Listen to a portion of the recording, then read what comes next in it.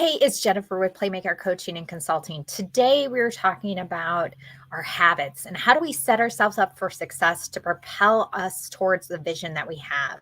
It's after a holiday, and this is kind of like the beginning of just like the New Year's resolutions. It's a great time to sometimes either form new habits because we have a fresh start. We've had maybe a few days away from our business, or sometimes we can be guilty of then breaking these habits that we've had because we let ourselves off the hook for a few days.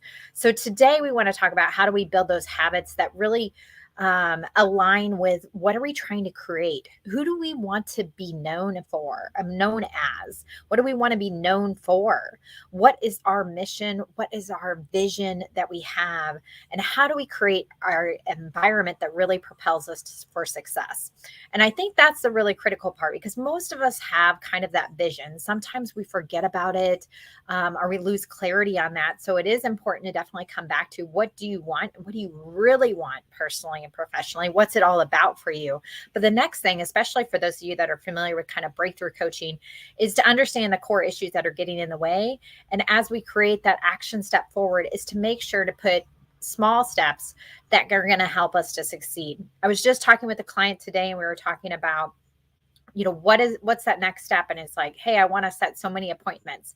But the next thing really has to be, that's great, but how are you going to make that happen? What's within your control that you can do? What is it about your systems or your processes or your calendar or your mindset and everything maybe that you need to focus on to make that a reality? So let me give you an example.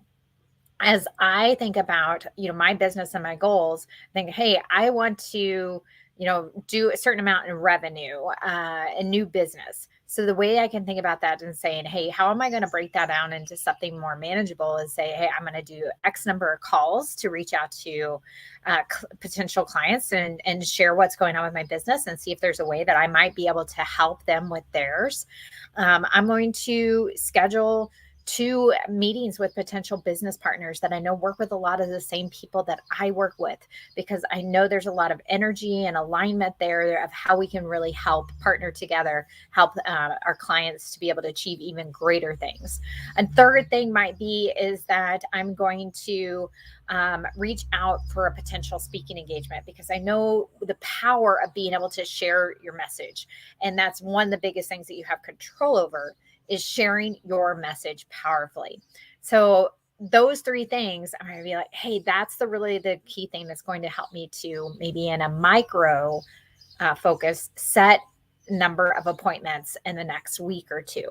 So it's how do we make that big goal that we have much more manageable, is to narrow it down into something that's less than 2 weeks or 2 weeks or less in time frame.